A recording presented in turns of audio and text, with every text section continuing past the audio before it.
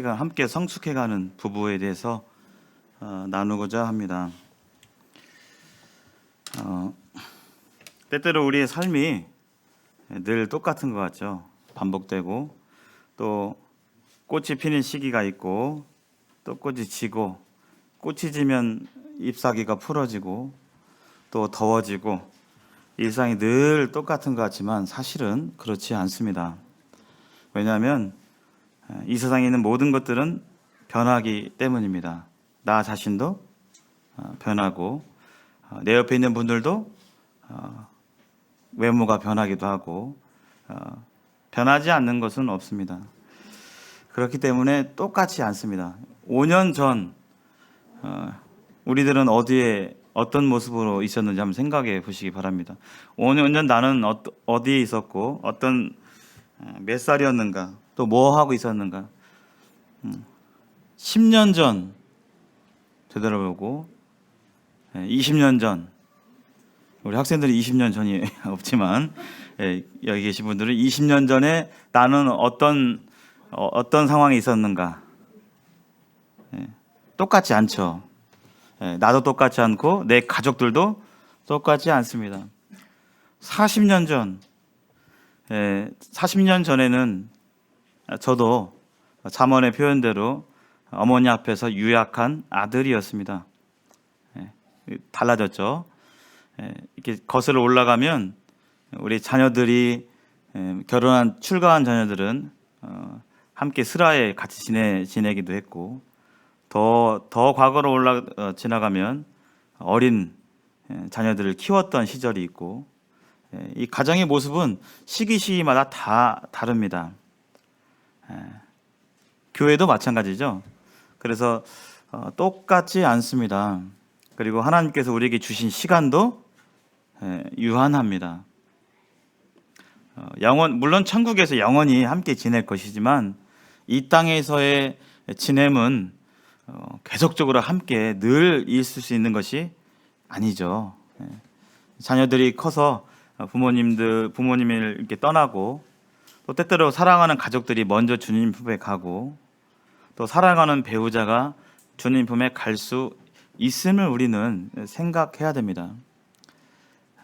그렇기 때문에 옆에 계신 분들이 소중하고 여기 예수 그리스도의 피로 구원받으신 분들은 나중에 천국에서 함께 하나님께 찬양과 경배로 영원히 함께 드릴 그런 관계인데요. 이 땅에서의 어떤 지냄은 한계가 분명히 있습니다. 그래서 가장 가까운 사이인 부부도 그런 가운데 있기 때문에 서로 아껴주고 서로 사랑하고 같이 있을 때, 옛날에 있을 때 잘해 나는 있었죠. 옛날에 있을 때 잘하는 것이 필요합니다. 자녀들도 마찬가지죠. 그래서 옆에 분들, 우리 사랑하는 부부 또 형제자매님들 소중히 여기고 늘상 보니까 이게 아니라 소중히 여겨주고 귀하게 여겨주는 그런 마음이 우리 서로에게 필요합니다. 옆에 분들 보시면서요, 사랑합니다 한번 얘기해 볼까요? 사랑합니다. 부부가 앉아 계신 분들은 진심을 담아서 이렇게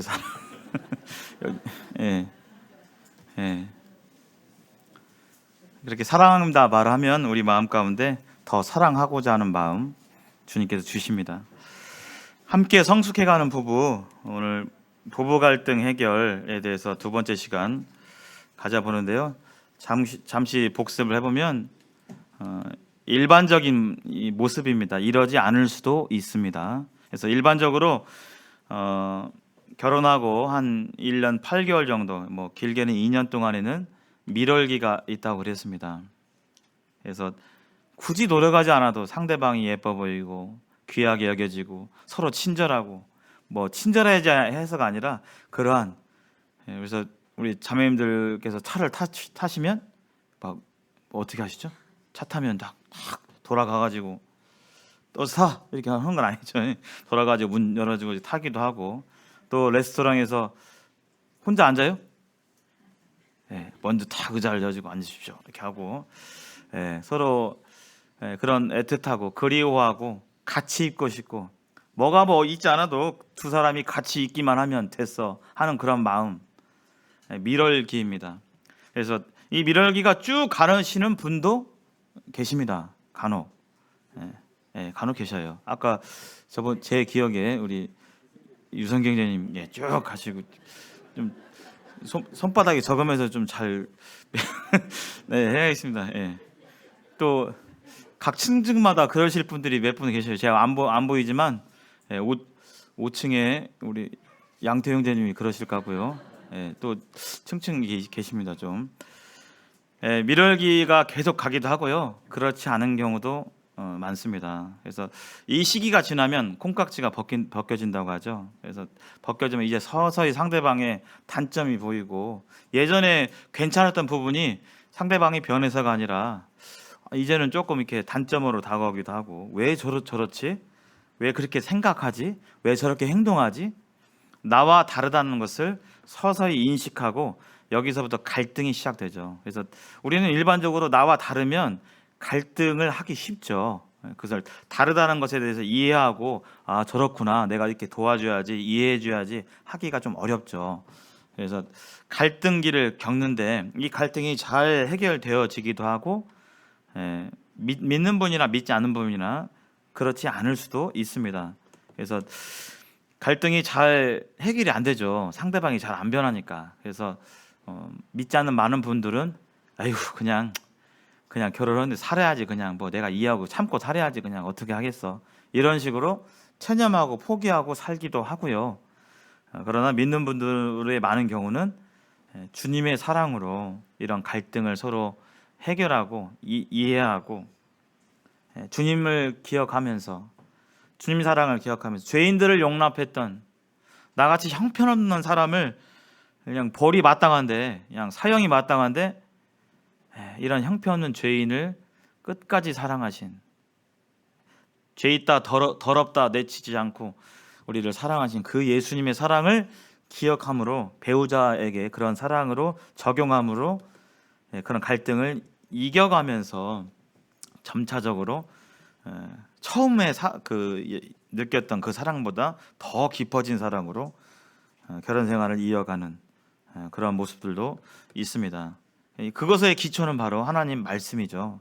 내 자신이 하나님 말씀에 순종해 가게 될 때 그것이 가능합니다. 애초에 우리는 사랑이 없어요. 애초에 우리는 오래 참음이 없습니다. 참는데 한계가 있어요. 우리 인격적으로 애초에 우리는 온유하지 않습니다. 평상시에는 뭐 부드럽다가도 나를 공격하거나 내 체면과 이런 것들 깎아내린다는 말을 하거나 내 자존심을 건드리거나 그러면 금세 올라옵니다. 우리에게 애초에 그런 예수 그리스도의 성품이 없습니다. 성화는, 삶의 성화는 뭐 예배당에 나왔을 때만, 교회에 나왔을 때만 이루어지는 것이 아니라 우리 가정에서 성화가 이루어져야 되고, 우리가 대부분의 시간을 보내는 직장에서 예수 그리스도를 닮아가는 그런 성화를 나타내야 되고, 부부 사이도 마찬가지죠. 그 성화의 기초는 하나님의 말씀입니다. 말씀 없이 그냥 우리의 뭐 노력과 결심으로만 되지 않습니다. 그래서 지난 시간에 5가지 살펴봤죠. 남녀의 차이가 기본적으로 있습니다. 우리는 차이를 보게 될 때 왜 저렇지? 왜 그렇지? 하는 그런 인식이 있죠. 남자와 여자, 남편과 아내 사이에서도 차이가 분명히 존재합니다. 말하는 그런 차이, 그 다음에 고민과 갈등이 있을 때 나타나는 반응이라든지, 어디에서 만족을 얻는지, 이런 것도 차이가 있죠. 그래서 나 중심적이면 나는 그러는데 내가 그러니까 상대방도 그러겠지 하는 마음으로 하게 될 때 이해가 잘 안 되죠. 나는 이것이 좋을 줄 알고 줬는데 상대방은 그렇지 않은 그런 부분들이 있죠. 그래서 그 옛날 동화 아시죠? 학과 무슨 동화죠? 부리가 길어가지고 뭐 먹어라. 두루미와 여우. 서로 접대를 하는데 자기는 입이 길이니까 긴 호리병에다 음식을 넣어가지고 이렇게 주잖아요. 자기는 잘 먹는데 서로 이야기 안 되는 거죠. 그런 차이, 서로 차이를 알아야 되겠죠. 그래서 그 차이를 알고 이해해 주는 것들이 필요하고요. 이런 것이 잘 안 될 때 갈등이 생기죠. 또 하나 세상 풍조죠. 그래서 우리는 말씀을 듣는과 동시에 세상으로부터 오는 메시지와 소식들을 계속적으로 접합니다. 우리가 믿는 분들끼리 이렇게 사는 건 아니기 때문에 계속적으로 세상과 단절해서 사는 것이 아니기 때문에 세상에서 들려오는 얘기들이 많이 있습니다. 서로 지지 말아야 되고 상대방을 굴림해야 되고 기싸움에서 이겨야 되고 뭐 잡혀 사네 쥐어 사네 뭐 이런 여러 가지 말들 세상에서 그런 것들이 있는데요. 그런 것들을 다 하나님 말씀을 우선을 둬야겠죠. 특히 한국 사회는 유교 중심이기 때문에 남존여비 뭐 30년 40년 전만 해도 상당히 심했습니다. 남존여비 사상이. 그래서 뭐 여자분이 처음 가게를 열었을 때 첫 손님을 오면 어떤 사람들은 실제 그랬잖아요. 지금은 이제 그냥 뉴스감이죠. 지금은 그런 사람이 다 있어 하면서 유튜브에 올라올 영상인데 예전에는 상당히 그랬습니다.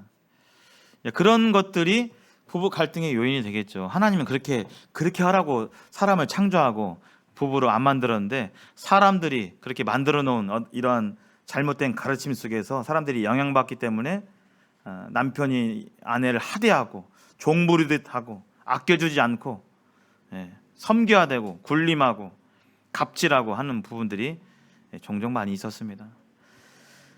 그런 유교의 반작용으로 요즘은 페미니즘이라고 해서 여자의 권리를 찾자. 그래서 남자와 여자는 완전히 동등하다. 모든 면에 있어서. 그래서 아내가 남편에게 순종하고 복종해야 되는 것은 구시대적인 발상이다 하면서 동등하게 똑같이 나눠야 되는 모든 것에 대해서 평등하다고 하는 또 그것을 넘어서서 오늘날에는 이런 세상 풍족 가운데서 부부 갈등이 있는 것이죠. 만약에 이런 것들을 남편에게 주장하면 세상 우리 남녀 평등인데 왜 이래 이렇게 해버리면 부부 갈등이 되는 것이죠. 결혼은 성도의 삶의 매뉴얼은 성경입니다. 부부 사이의 관계도 성경이 매뉴얼인데 이 성경들을 하게 될 때 잘 작동하고 돌아가고 되는데 성경을 무시하고 이러한 세상 가르침 풍조에 따르게 된다면 문제가 생기죠. 또 하나 성장 환경과 생활 습관, 성격의 차이입니다. 다 다르죠. 어떤 분들은 엄한 집안에서 식사할 때 절대 아버지나 어머니가 먼저 아버지가 숟가락을 들기 전에는 불문율이 절대 철칙으로 절대 숟가락을 먼저 들지 못하는 가정에서 20몇 년 동안 살아오다가 어떤 집은 그렇지 않을 수도 있죠. 그런 사소한 차이로 인해서 서로에 대해서 이상히 여기고 또 갈등이 빚어질 수 있습니다. 완전히 다른 환경 속에서 살아왔기 때문에 서로 이해하기는 어렵죠. 모든 부분들이 차이가 날 수밖에 없습니다.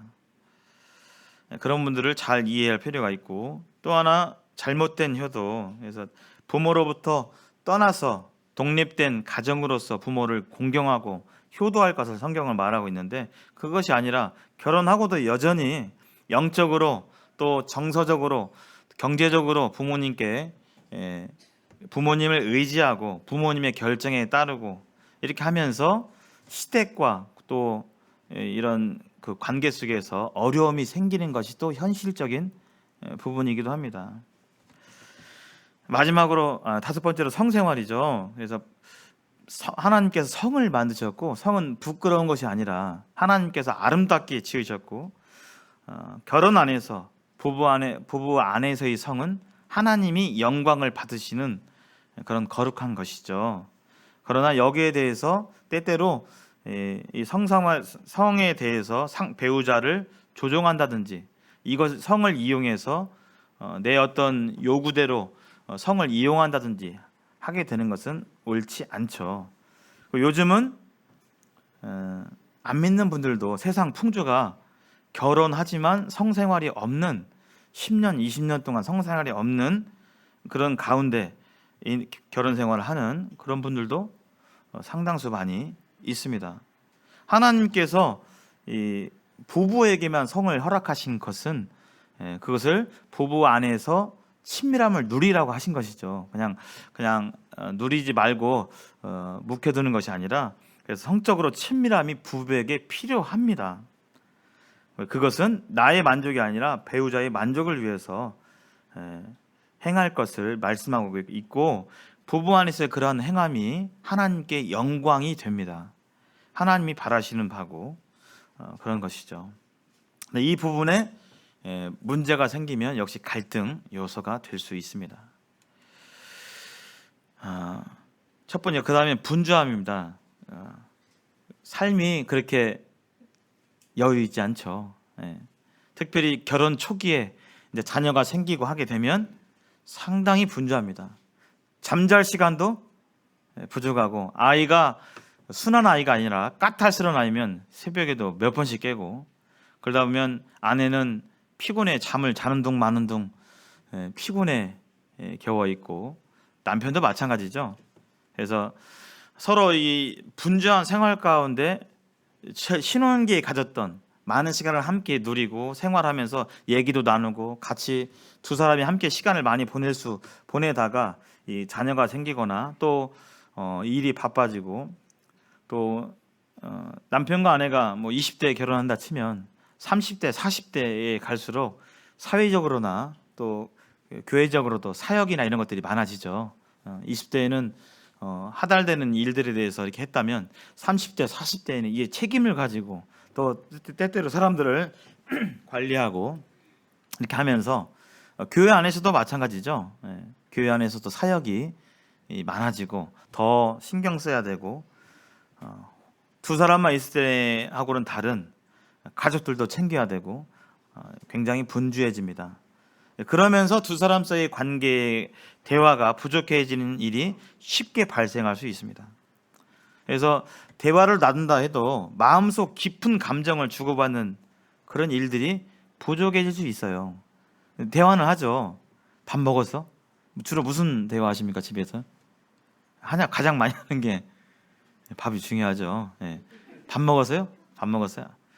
이런 부분들, 이런 얘기를 많이 하는데, 그런 일상적인 그냥 정보 확인이 아니라 감정을 나누는, 내 마음을 나누는 대화가 정말 있는가, 부부 사이에.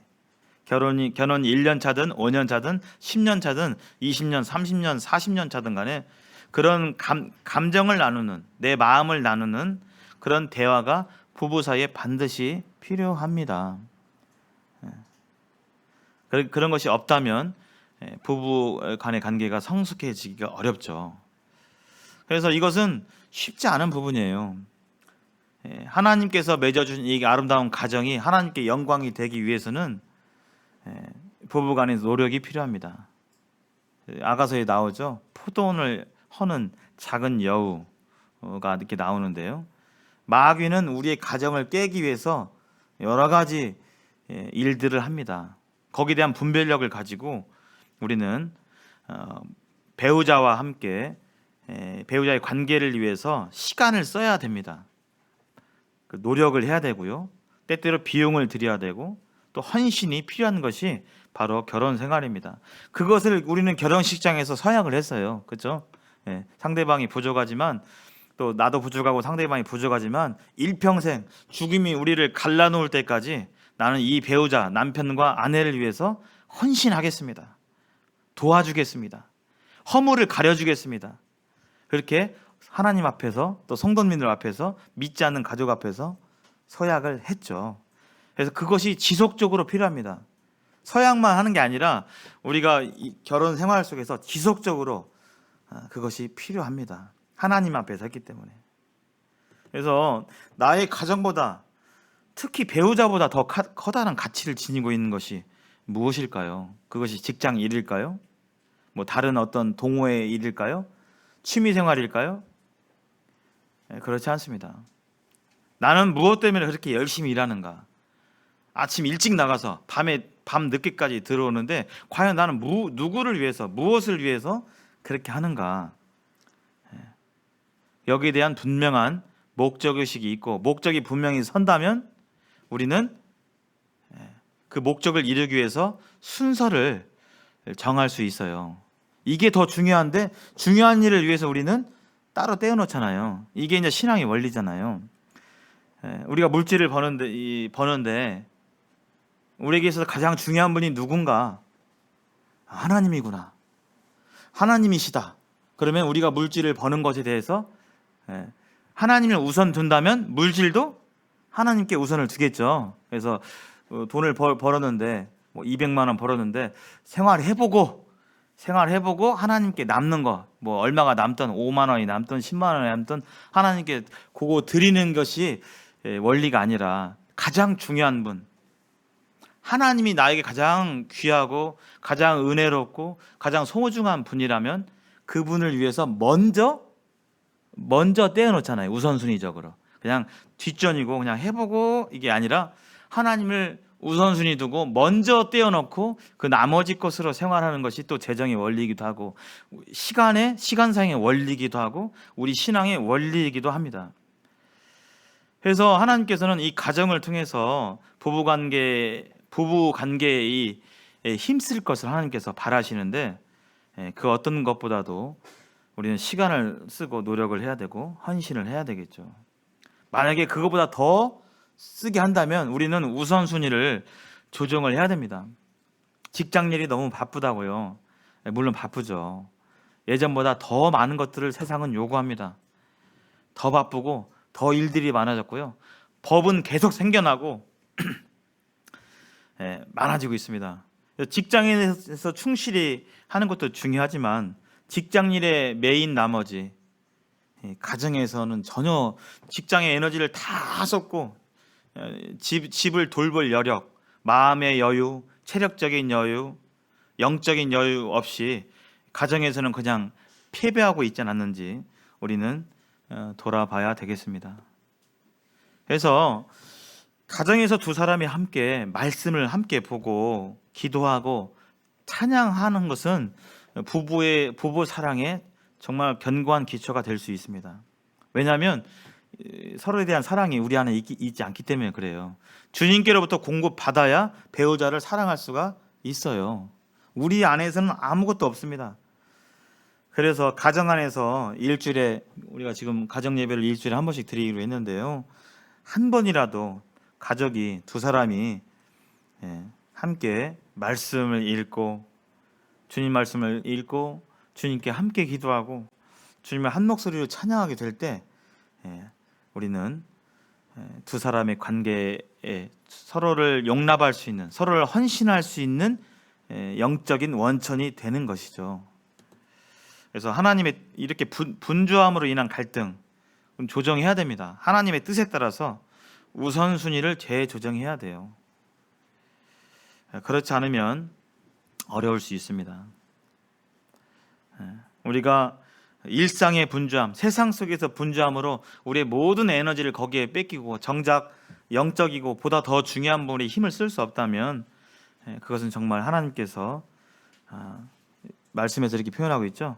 만일 그리스도 안에서 우리가 바라는 것이 다만 이 세상 삶뿐이라면 모든 사람 가운데서 우리가 더욱 불쌍한 자다. 우리가 믿는 사람이지만 이 땅의 것들을 위해서만 계속 모든 에너지를 쏟고 정작 영적인 것을 위해서 힘을 쓸 수 없을 때, 마음을 쓸 수 없을 때, 시간을 내어드릴 수 없을 때 우리는 영적으로는 가난할 수 있는 그런 부분임을 성경은 말씀하고 있습니다. 7번째로 돈에 대한 부분이에요. 이 물질주의인데요. 세상은 물질주의입니다. 더 많이 가지고자, 더 누리고자 하는 것이 하나님에 대한 하늘 소망이 없는 사람들의 모습이죠. 왜냐하면 더 영구한, 더 귀한, 더 값진 것을 모르기 때문에, 눈에 보이는 것이 다인 줄 알고 살기 때문에 그럴 수밖에 없죠. 그러나 우리는 그렇지 않습니다. 하늘 소망이 있고 눈에 보이는 것보다 눈에 보이지 않는 것이 값지다는 것을 우리는 알고 있고 믿음의 눈으로 경험하고 있습니다. 가장 이 불행한 가정의 유형은 대부분의 물건들, 값진 물건들을 소유하고 있지만 결코 만족감과 행복이 없는 그것을 누리지 못하는 가정이죠. 그래서 남편과 아내가 돈 버느라고 너무 바쁜 탓에 서로 멀어지고 서로에게 시간을 쏟을 수 있는, 마음을 쏟을 수 있는 그런 기회가 없고, 그러다 보니까 어느덧 부부 관계가 냉랭해지고 좀 어색해지고, 때때로 부부 관계가 어색해지고 이렇게 될 수 있다는 것입니다. 그 이유가 물질일 수 있다는 겁니다. 물질은 상대적이죠. 예. 우리 옆에 분들 한번 보십시오. 옷 입으신 거. 옷 입으신 것. 지금 이대로 타임머신 타고 한 40년 뒤로 가면, 40년 뒤면 1980년대네요. 더 가볼까요? 한 60년대로 가면 저희들의 외모는 그 당시 기준으로 보면 어때요? 지금 걸치고 있는 옷과 이것은 아주 상류층의 옷이죠. 그렇잖아요. 그때는 그렇게 살았잖아요. 근데 우리는 지금 이렇게 더 좋은, 옛날 기억나시죠? 그 휴대폰, 벽돌 휴대폰. 그것도 회사 사장님들만 들고 다니고 보통 분들은 그것 구경도 못했습니다. 그렇죠? 차에서도 전화를 한대, 막 신기하게 여기고 그랬는데 지금은 다 갖고 계시죠. 상대적이에요, 이것은. 그래서 뿐만 아니라 이건 뭐 과거와 현재를 비교해도 그렇고요. 현재를 비교해도 우리나라가 지금 경제적으로 잘 살잖아요. 어느 정도 풍족하게 살잖아요. 근데 부유하게 살지 못하는, 풍족하지 못한 나라하고 비교해 봐도 우리는 거기에 비하면 엄청나게 풍족하게 사는 것입니다. 먹는 것부터 해가지고 결혼식 뷔페를 가보십시오. 음식들이 널려 있고 마음껏 먹을 수 있는. 근데 가까운 북한만 하더라도 그런 분들 꿈을 꿀 수 있겠습니까? 근데 이런 물질은 상대적이에요. 그래서 객관적으로 볼 때 우리는 충분히 먹고 자고 편안히 쉴 수 있는 집이 있고 충분한데, 옆을 보니까 저 집은 1년에 2번씩 해외여행을 가네, 유럽을 막 가네. 우리 집은 못 가고, 옆을 보니까 저 집은 그냥 차가 엄청 좋은 게 막 3대나 있네. 우리 집은 한 대밖에 없는데. 이렇게 하면서 좀 더 얻어야겠다 하면서 더 돈 버는데 더 혈안이 되고 하게 될 때, 그렇게 하면서 부부간에 서로 신경 쓸 수 없는, 그렇게 될 수 있다는 것입니다.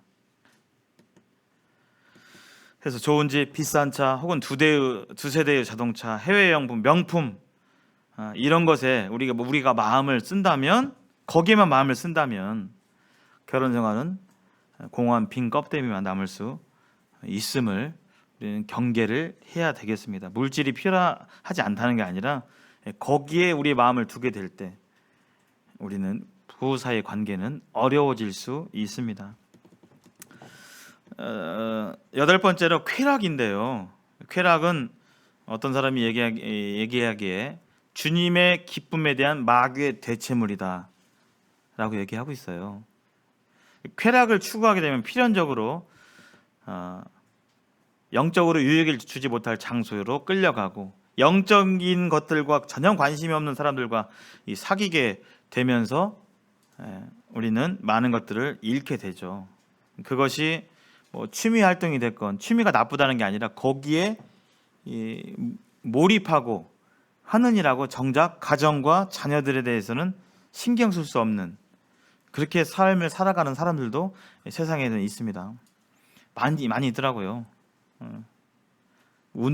등산도 그렇고요. 등산원이라고 주말에는 집에 있질 않고 가족들과 보내질 않고, 어떤 사람들은 배드민턴, 어떤 사람들은 뭐 탁구, 그렇죠. 그 치는 게 나쁘다는 게 아니라 거기에 몰입하게 되게 될 때 가정 가운데 소홀할 수 있는 것이죠.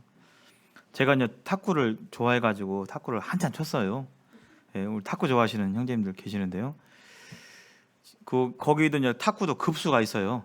이렇게 급수가 있는데, 급수를 올리기 위해서는 똑같은 노력과 시간을 투자해서는 급수가 올라갈까요? 안 올라갈까요? 안 올라가요.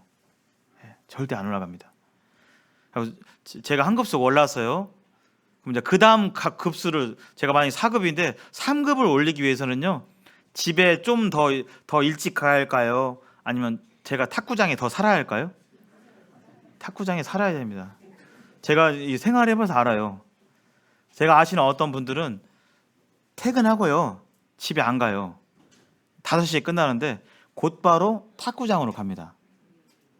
그리고 거기서 밥을 먹고요, 탁구장이 11시에 문을 내리는데요, 직장 일하고 집에 가야 되는데 안 가고 탁구장에서 거기 탁구 치다가 저녁 때도 밥을 먹고 또 탁구 치다가 11시에 셔터 내리는데 셔터 내리고 집에 가요. 일주일에 며칠을요? 6, 7일을 그렇게 하시는 분들이 계셔요. 실제로 그냥 믿지 않는 분 중에서.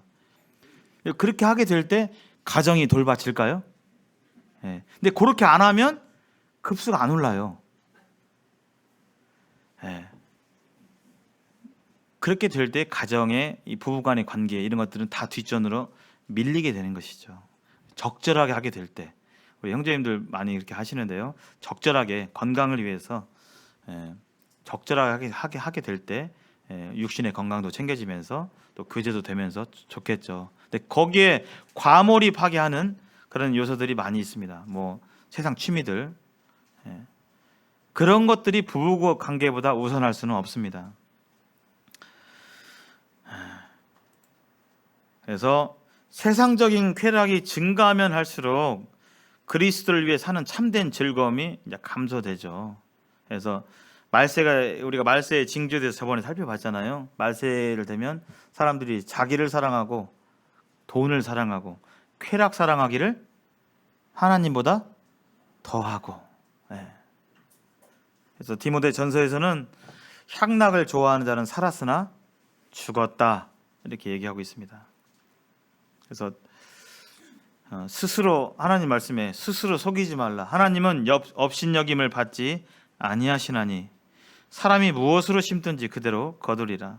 자기 육체를 위하여 심는 자는 육체로부터 썩어질 것을 거두고 성령을 위하여 심는 자는 성령으로부터 영생을 거둔다라고 말씀하고 있습니다. 무엇을 나는 위에 심을 것인가? 오해는 없으시기 바랍니다. 뭐 취미 활동은 제 그게 아닙니다. 적절하게 하시는 것은 유익이 있습니다. 근데 이제 거기에 올인하는, 다른 것보다 더 중요한 것보다 올인하는 그런 모습들은 좋지 않은 것이죠. 9번째로 많은 경우 또 TV가 될 수 있죠. TV 하루에 몇 시간씩 이렇게 보십니까? 안 보시는 분도 계시는데요. TV가 또 없으신 분도 계시는데, TV 볼 시간들은 많은데 정작 배우자하고 대화를 나눌 시간은 없을 수 있어요. 물론 TV 보다가 이제 뭔 얘기 하다가, 예를 들어서 저번에 우리 김영구 기자님 자연인이다 한번 얘기하셨죠. 자연인이다 하면서 이제 그 자연인이 왜 숲속에 갔는가 하면서 이제 뭐 이렇게 서로 얘기할 수도 있고, TV 보면서 얘기할 수 있습니다. 그럴 수 있죠. 근데 이제 그 대화도 괜찮아요. 근데 이제 더 중요한 것은 마음을 나누는 대화가 필요하죠. 서로 내가 오늘 이렇게 지냈는데 어땠어? 아, 그랬구나. 나 요즘 조금 좀 공허함이 느껴져. 뭐 이런 마음을 나누는 그런 대화가 필요한데, 정작 TV를 많이 보면서 볼 시간이 있지만 배우자끼리 그런 얘기를 할 수 있는, 그것이 좀 안 되는, 하게 된다면 TV가 그런 갈등의 요소가 될 수 있죠. 그래서 TV는 죄에 대한 민감성을 둔화시키죠. 그래서 TV 중독도 있죠. 근데 TV 중독은 대부분 심각하게 여기지 않습니다. 사회적으로 가장 잘 받아들여지는 형태의 중독이죠. 마약 중독 하면 막 이렇게 하고, 술 중독 하면 이렇게 하는데, TV 중독 뭐 그냥 이렇게 할 수 있죠. 근데 이 TV를 뭐 하루에 5시간, 6시간 밥 먹는 시간 빼놓고 TV를 보는 분들도 계시죠. 믿지 않는 분들은 그냥 TV 보는 게 낙인 분도 계셔요. 특히 이제 신앙 가운데 있지 않는, 아직 예수님을 모르는 분들 중에서 노년에 계신 분들, 혼자 계신 분들, 혼자 적적하잖아요. TV를 주로 보고 계시더라고요. 많이 믿지 않는 분들 가운데서.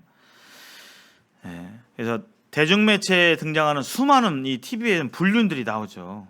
성경은 여기 잘못했다 하지만 대중매체는 그렇지 않습니다. 이걸 낭만적으로 아름답게 묘사하고 꼭 괜찮다라고 얘기하고 이런 것들을 그냥 보게 되면 무의식적으로 거기에 대한 세상에 저쯤엔 그랬지만 이제는 뭐 그냥 그런갑다 이렇게 하면 충격은 사라지고 괜찮은 것으로 받아들이는 그런 이렇게 되면서 서로에 대한 사랑과 예수님께서 맺어주신 그런 사랑과 헌신과 이런 것들에 대해서 점점 약해져가는 그렇게 될 수 있다는 것입니다. TV 제작자들이 이제 다 계획으로 만들죠. TV 프로그램들은 전부 다 우발적으로 만드는 것이 아닙니다. 다 기획을 하고 계획을 하고 먼저 다 생각해가지고 계획해서 하는 것들이죠. 그 계획 속에 마귀의 계략이 숨어 있는 것입니다. 그래서 시편 101편 3절 말씀처럼 악한 것들을 내 눈앞에 두지 않겠다 하는 그런 마음이 필요하고 TV는 시간의 약탈자이면서 지속적으로 악에 노출되도록 이끄는 것이 바로 TV입니다. 그래서 TV가 가정의 지배자로 군림되지 않도록 우리는 경계하고 또 조심해야 되겠습니다. 이 TV로 인해서 서로에 대한 관심이 둔화되는 그래서 갈등이 될 수 있는 요인들에서 봤고요. 마지막으로 10번째 다른 이성이죠. 결혼 초기에 새로운 그런 설레임과 흥분이 사라진 후에 평범한 일상이 이게 벌어지고 자녀들이 태어나면 젊고 매력적이었던 아내는 종종 지치고 시달리고 초췌해 보이기도 하고 그럴 때가 있습니다. 그래서 우리가 결혼 생활 속에서 지속적인 말씀에 대한 순종이 사라진다면 남편들에게 하나님께서 말씀하신 명령이 뭐죠? 아내를 어떻게 사랑하라고요? 누가 누구를 위해서 목숨을 바치신 것처럼요? 예, 그렇죠. 주 예수 그리스도께서 교회를 위해서 자신을 내어주심과 같이 사랑하라는 것이 바로 하나님의 결혼에 대한 명령인데 이것이 이제 잊혀지고 소홀해지고 우리 마음 중심에서 사라져 갈 때 마귀는 언제든지 이런 부분들에 유혹을 해올 수 있습니다. 그래서 그런 순종이 사라진다면 바쁜 일상 속에서 권태와 외로움이 찾아올 수 있어요. 결혼했는데 외로움을 느끼는 외로움 느낄 때 유혹의 손길이 올 수 있죠. 근데 그 사람이 직장의 어떤 매력적인 사람이 될 수도 있고 이웃의 어떤 사람이 될 수도 있는 것입니다. 우리 중 누구도 여기에 대해서 나는 괜찮아, 나는 뭐 전혀 상관없어 라고 말할 수 있는 사람은 없습니다. 다윗도 여기에 무너졌잖아요. 다윗도 하나님의 마음에 합한 사람이란 다윗도 어느 날 다 전쟁터로 나가 있게 될 때 목욕하는 한 여인을 보고 범죄하게 됐는데요. 우리도 그런 유혹이 찾아올 수 있습니다. 그래서 기대어 올 수 있는 다른 어깨를 배우자 외에 찾으려 하지 마시기 바랍니다.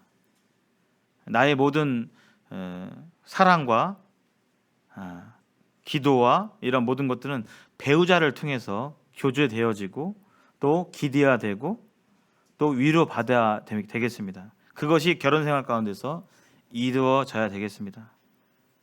그래서 결혼생활 외에 다른 이성을 마음에 두고 또 부적절한 관계를 갖는 것을 하나님께서 미워하시고 죄라고 말씀하십니다. 여기 말씀 여기 한번 읽어보겠습니다. 다 같이 여기 보시고요. 시작. 모든 사람을 결혼을 귀히 여기고 침소를 더럽히지 않게 하라. 음행하는 자들과 간음하는 자들을 하나님이 심판하시리라. 결혼을 귀히 여기라고 했습니다. 배우자를 귀하게 여기라고 했습니다. 신혼 때만요? 그렇지 않습니다. 결혼 40년 차, 50년 차에도 결혼한 배우자를 귀하게 여기고 이 결혼 관계를 귀하게 여기라고 했습니다.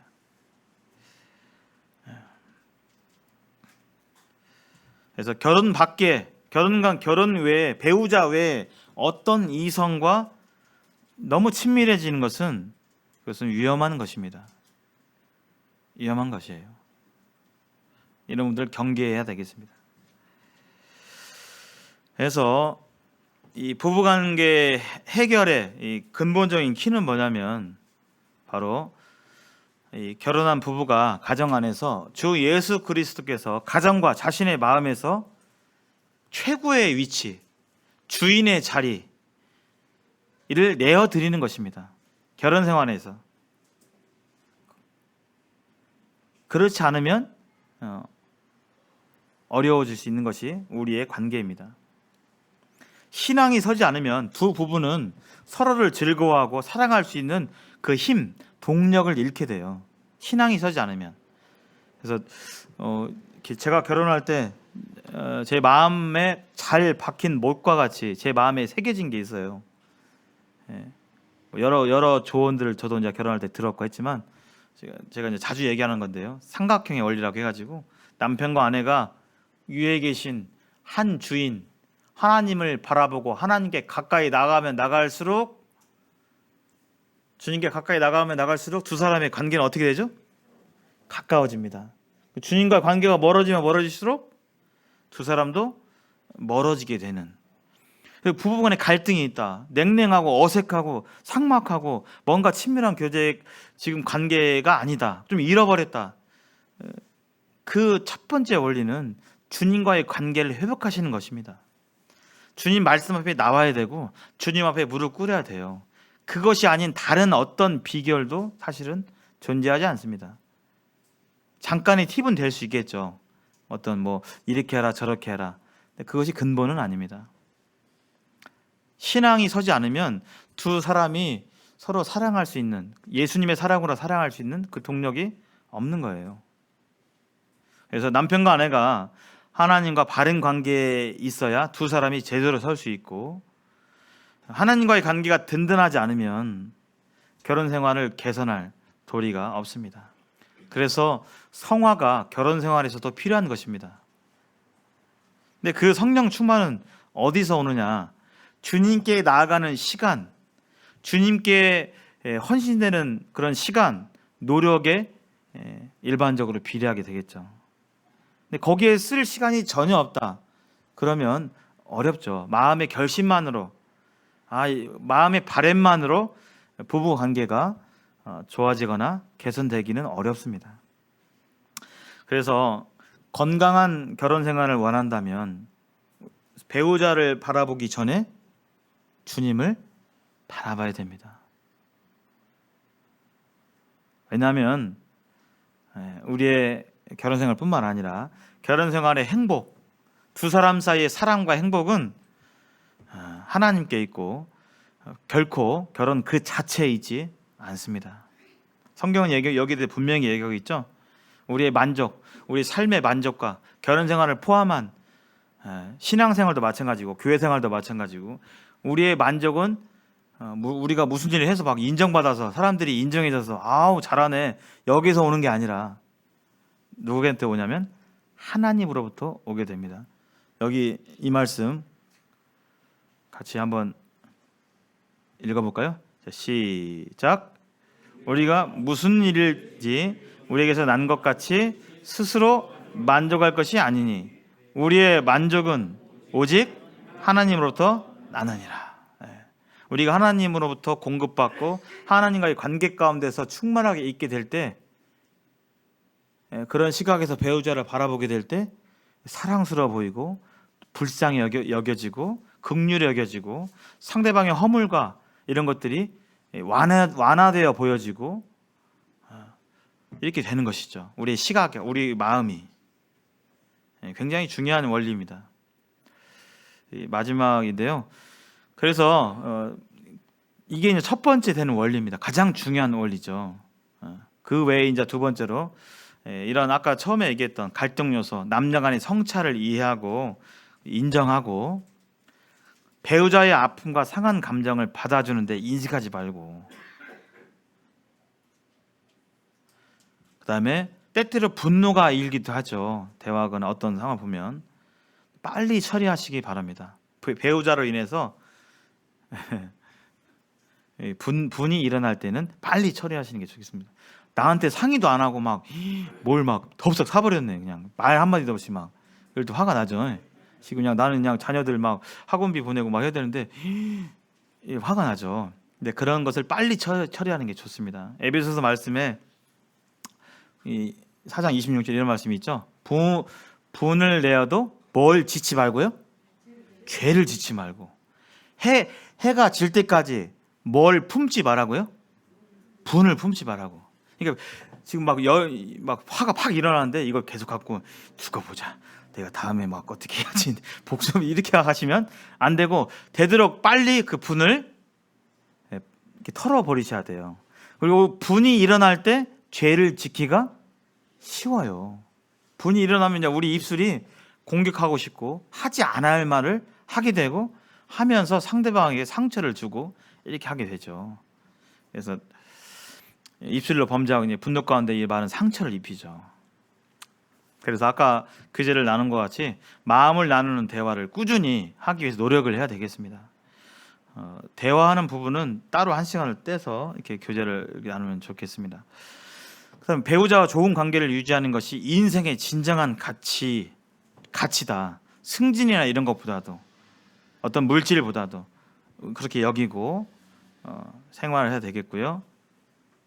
트러블이 일어났을 때 사과할 때까지 서로 그냥 말 안 해. 여러분들 부부간에 싸우시면 어떻게 반응하세요? 어떤 분들은 말 안 하고 막 두고 보자 막 당신이 얘기할 때까지 나 말 않고 있어야지 막 이런 경우도 있고. 근데 사과할 때까지 기다리지 말고요. 어떻게 하라고요? 먼저 사과를 해야 됩니다. 성숙한 사람이 먼저 사과할 수 있는 거죠. 그래서 부부 관계는 자존심을 내세우는 관계가 아닙니다. 그래서 뭔 일 일어날 때 옛날에 했던 그 얘기 꺼내지 마시고 연계시키지 마시고요. 전혀 득이 되지 않습니다. 용서하십시오. 성경은 배우자에 대해서 그렇게 얘기하고 있어요. 에베소 4장 32절에 따라서 한번 구절을 한번 말씀해 보실까요? 서로 친절하게 하며 다시요. 서로 친절하게 하며 불쌍히 여기며 서로 용서하기를 하나님이 그리스도 안에서 너희를 용서하심과 같이 하라. 배우자를 바라볼 때요. 서로 친절하게 하래요. 배우자 한번 옆에 계시고 또 떠올려 보시기 바랍니다. 친절하게 하는 게 어떻게 하는 것인지, 말을 어떻게 하는 게 친절하게 하는 것인지, 또 행동을 어떻게 하는 것이 친절하게 하는 것인지 우리 안에 계신 성령님께서 우리 각자에게 구체적으로 알려주실 것입니다. 또 불쌍히 여기래요. 서로를. 왜요? 허물이 많습니다. 내가 허물이 많은 것처럼 배우자도 허물이 많습니다. 내가 연약한 것처럼 배우자도 연약이 많아요. 그래서 서로 근데 이 허물 많고 연약한 배우자를 누가 긍휼히 여기고 누가 불쌍히 여겨 주겠어요. 배우자가 아니면 그런 걸 할 수가 없겠죠. 또 주님께서 우리를 용서하신 것처럼 때때로 배우자가 연약해서 허물 많아서 행하는 잘못에 대해서 질책하고 그것밖에 안 되냐고 얘기하고 그게 아니라 서로 용서할 것을 하나님께서는 말씀해 주십니다. 말씀을 마무리하면서 분명한 것은 하나님과 성경은 결혼 연차에 상관없이 주님이 주신 그 애정과 사랑 가운데서 우리가 주님 나라 갈 때까지 50, 60, 70, 80대 이를 때까지 결혼 생활을 할 수 있다라고 말씀해 주고 계십니다. 하나님의 말씀이 유일한 우리의 기준이 되고 해결책이 되고 유일한 그 지침이 되게 될 때 이것은 가능합니다. 그리고 하나님과 하나님의 말씀에 이 기초를 두는 것이 행복한 연합으로 가는 그 발걸음의 첫 발걸음입니다. 이것을 마음에 기억하시면서 주님 나라 갈 때까지 서로 이 배우자를 귀히 여기고 친절히 대하고 또 긍휼히 여기고 또 용서하기를 주님께서 우리를 용서하신 것처럼 하라는 그 말씀에 순종하는 삶을 사시길 바랍니다. 네, 감사합니다.